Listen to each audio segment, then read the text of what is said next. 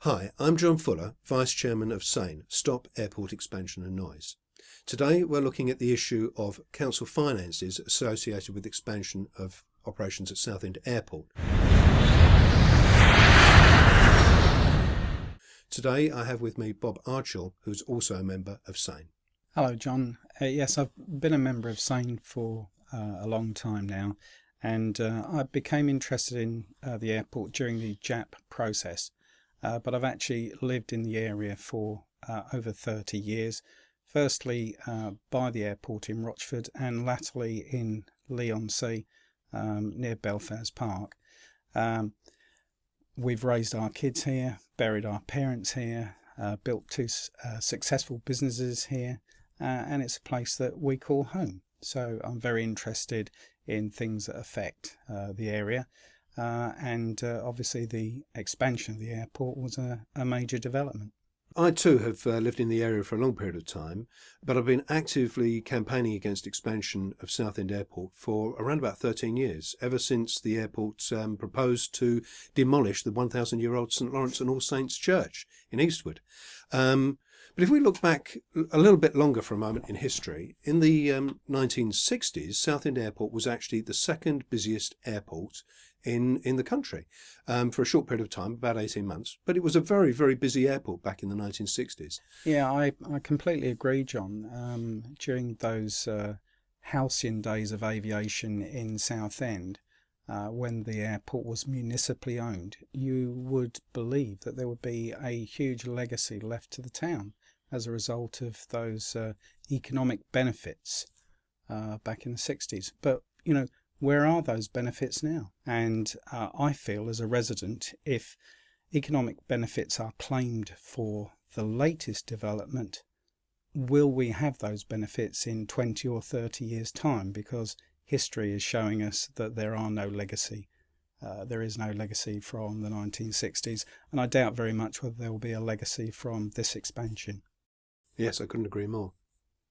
So then, jumping through to the year 1993, Southend Council sold the lease to Regional Airports Limited for £1. Now that may seem absolutely extraordinary, but that's true. Yeah, I agree, John. It was an extraordinary deal. And up until 1993, Southend Airport was municipally owned. That means the taxpayers, we owned it. And it was making consistent losses, but these are all, albeit small losses by private sector standards. So it's remarkable to sell an asset like an entire airport for £1. It doesn't make any sense at all, particularly as in 1993 we had a booming property market, and the real estate value of Southend Airport, to my knowledge, has never really been established. However, as part of the deal, Southend Council did hive off a small tract of land, which they then sold for £5 million, not £1, but £5 million, and then deposited that £5 million into an airport development fund, which they then proceeded to give back to RAL for running the airport and developing the airport. So, again, from a private company's perspective, it's a remarkable deal. Not very good for the taxpayer, but very good for RAL Limited. Yeah, and in fact, John, no more than 11 years later, Regional Airports Limited sold the lease to Stobart for £21 million. Not a bad investment for £1, was it? No, that's incredible. Yeah. So we need to start thinking about the level of decision making that Southend Council have taken on running Southend Airport, on selling the lease, and whether they actually valued the local taxpayers' asset correctly before they sold it. Now, if that wasn't bad enough, Southend Council has actually made matters worse. Over the last couple of years, Southend Council has thrown nearly £6 million of council taxpayers' money at infrastructure projects associated with expanded operations at the airport. It is effectively subsidising a private sector operation by investing public money in such things as the airport tower, the diversion of Eastwood Bury Lane, the construction of the hotel, and other airport-related infrastructure projects. Yeah, very good point, John. And what I would say to people who just consider the anti-expansion group and the argument as being NIMBY should simply investigate the history of Southend Airport, and they'll find that Southend Council are very good at putting profit into private companies' pockets without protecting what has probably turned out to be the most valuable municipally owned asset, the airport. Indeed, it's worse than that. When we look at other factors, for example, the huge loss of value from property owned by local residents as a result of expanded operations at the airport, we could be talking in terms of maybe tens of millions of pounds have been stripped in shared wealth out of this town. That is a huge amount of money that we have lost. People who live directly under the flight path have probably lost collectively many millions of pounds. In addition to that, Southend Council has thrown a vast amount of money at a private sector operation to in fact help them to export wealth and jobs from the UK. Who on earth would want to invest money in a business that is primarily focused upon the whole notion of encouraging us Brits to travel more and more and more to foreign destinations? That means taking money out of the UK and transferring it to other countries around Europe.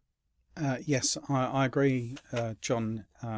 It could have been so different had the councillors and the council officers of Southend Council had more vision for the future of the airport.